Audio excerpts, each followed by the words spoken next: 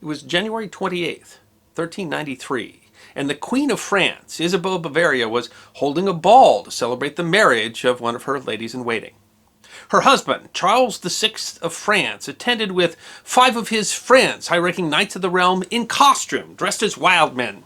They ran around, they howled like wolves, they dared guests to try to guess who they were through their flax-covered masks.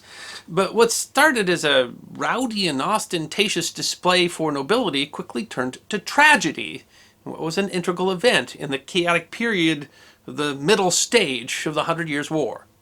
The dance, called the Ball of the Burning Men, and the state of the French court in which it occurred, is history that deserves to be remembered. When 11-year-old Charles VI became King of France in 1380 during the 100 Years' War, France was ascendant. At the beginning of his father's reign in 1364, England had controlled the entire southwestern section of France, but Charles V had fought so successfully that when his son took the throne, England controlled only 3 small areas on the coast. Because of his youth, Charles's 4 uncles ruled as regents, especially Philip the Bold, Duke of Burgundy. Though 14 was the age of accountability and therefore adulthood at the time, Charles would not throw off the regency until he was 21. The dukes squandered much of the country's money for their own gain while fighting amongst each other and sometimes even against the interests of the crown.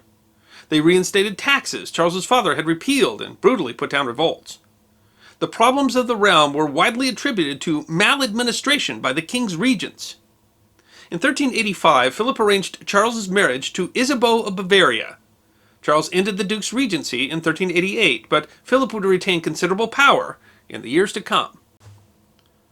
Charles brought in the reliable help of a trusted set of advisors called the Marmosets, which was a group of unified advisors, many of whom had helped to advise his father.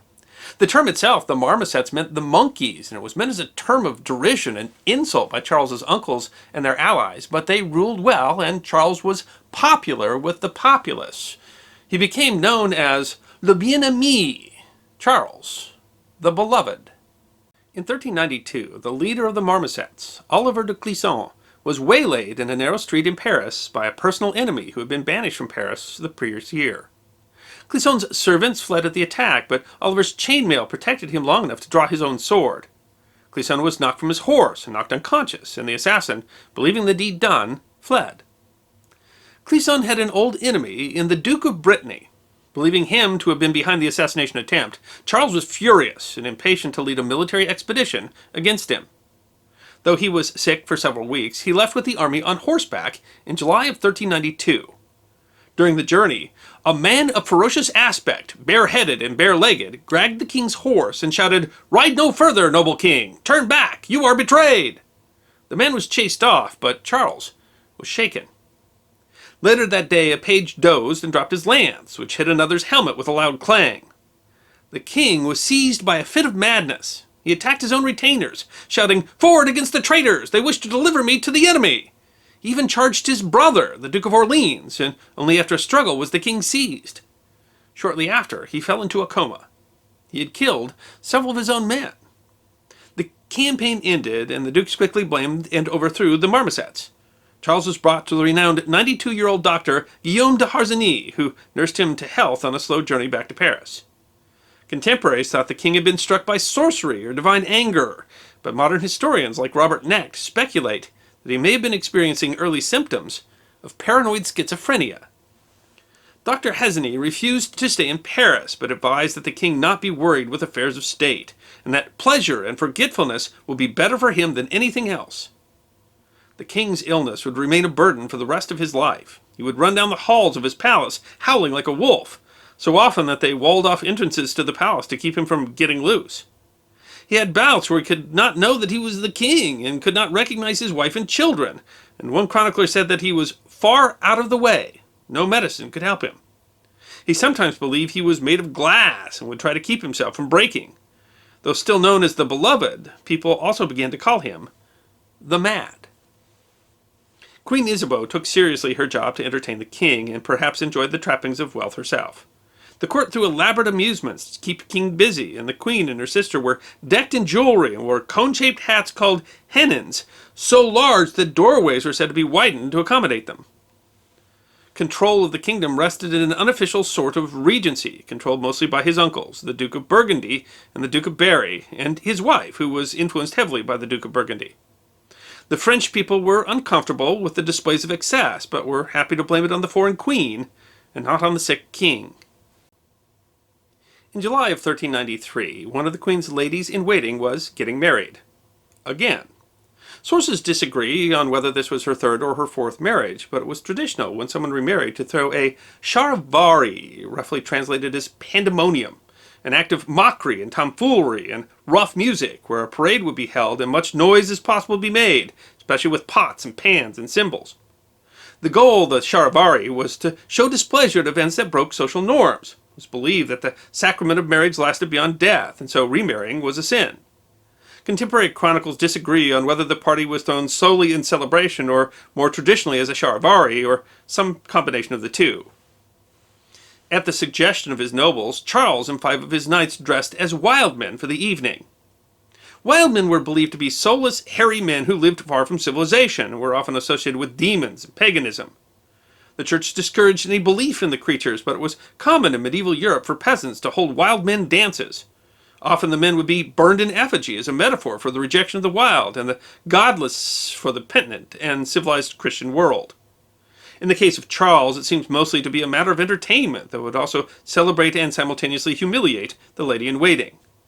The exact social nuances of the event are difficult to extract with certainty today, but medieval spectacle was often complicated by symbolism and context-dependent social displays. Charles and his nobles were sewn into their linen costumes, which were covered in pitch and tow, or resin and flax to make them appear covered in hair. They also wore masks to hide their identities, and most of the audience did not know that Charles was one of the dancers. They may have been chained together, though some accounts say they were not, and as they ran about the room howling and causing general mischief, they encouraged onlookers to guess who they were. The court knew that the costumes were flammable and had ordered that no torches or candles be brought into the chamber to prevent any accidents. But unfortunately, Charles's brother, the Duke of Orleans, was late to the party and with some of his friends entered the party drunk and carrying torches. The chronicles disagree somewhat as to what actually happened, with one contemporary report claiming that Orleans threw the torch, while others suggest it was just an accidental spark. The reports agree that the nearest wild man quickly burst into flames, and that in moments the others were aflame as well. The queen, knowing that her husband was among them, fainted immediately, while chaos engulfed the party. Retainers and knights tried to put out the flames of the burning dancers, and many of them sustained burns trying to stamp the fires out. One of the dancers dove into a vat of wine, where he stayed until the flames had all gone out. The king was apparently apart from the other dancers, though it isn't known why. Medieval chronicler Froissart wrote that the king, who proceeded ahead of the dancers, departed from his companions and went to the ladies to show himself to them. As the fire spread, he was saved by the quick thinking of his 15-year-old aunt, the Duchess of Berry, who threw her voluminous skirts train about the king to protect him. One of the nobles died at the scene, while 3 of the others would linger for a few days before succumbing to their wounds. The event was covered by several chroniclers and histories as the death of 4 nobles in so ignoble a manner was certainly of note. The aftermath of the disaster quickly turned against the nobles, but not against the king. Froissart's chronicle wrote that Charles and Isabeau could do nothing to remedy it. We must accept that it was no fault of theirs, but of the Duke of Orleans. The king's brother's reputation suffered greatly from the event, combined with another where he tried to imbue his weapons with demonic magic. The theologian Jean Petit would claim years later that the Duke had been trying to kill the king with sorcery at the ball, but had failed. The people of Paris were aghast. They blamed Charles's advisors, his uncles, for putting the king in danger, and threatened to kill and depose the guilty nobles. Afraid that riots might ensue, the court did penance at the Notre Dame Cathedral after making an apologetic march through the city in which the king rode on horseback while his advisors walked. The Duke of Orleans donated money for a chapel to be built as penance. The chaos brought on by Charles VI's incapacitation would continue to threaten the stability of the realm. Charles would remain king until 1422, though by the turn of the century he was little more than a figurehead and often beset by madness. Still knee-deep in the on-again, off-again 100 Years' War, the fight over who should retain guardianship over Charles VI's children became the focal point of French infighting. Philip, the Duke of Burgundy, and Louis, Duke of Orleans, fought over the children and over control of the queen. While Louis was more closely related, He had a bad reputation as a debauchee and was rumored to be having an affair with the queen, while popular opinion considered him to have burdened the country with unfair taxes and hardship. Philip died in 1404, but his son carried on the feud, and in 1407 had the Duke of Orleans assassinated. He did not deny the killing, but instead defended it, and sent a theologian to Paris who argued that men were justified in killing tyrants, and that John should be rewarded, not punished. He had the support of the Paris University and the city's populace, and he was pardoned. Louis's son Charles, the new Duke of Orleans, took up arms, and France was engaged in a civil war for the next 28 years, which allowed the English to again conquer large parts of the country. The disaster of the Ball of the Burning Man represents a common theme in medieval Europe, where religion, excesses of courts, and intrigues of nobles could lead to horrible ends. A powerful king could arise and conquer huge swaths of land, only to have it all lost with a son who was too sickly or too distracted to rule. France literally transitioned from Charles V, the wise, to his son Charles VI, the mad. Every event could have religious or political importance, could be used to justify all manner of actions, and force of arms and popular opinion was more important than being right. While Charles was too sick to rule, the dukes around him tore the kingdom apart with their petty and personal intrigues, and into the chaos descended the English once again, only to be finally driven out by the actions of Joan of Arc, who was instrumental in having Charles' son, Charles VII, crowned king. The fate of Europe, the fate of millions of people, was tied up in the successes and the failures and the accidents of intriguing nobles and mad kings. I hope you enjoyed this episode of The History Guy, short snippets of forgotten history between 10 and 15 minutes long. And if you did enjoy, please go ahead and click that thumbs up button. If you have any questions or comments or suggestions for future episodes, please write those in the comment section. I will be happy to personally respond. Be sure to follow The History Guy on Facebook, Instagram, Twitter, and check out our merchandise on teespring.com. And if you'd like more episodes on forgotten history, all you need to do is subscribe.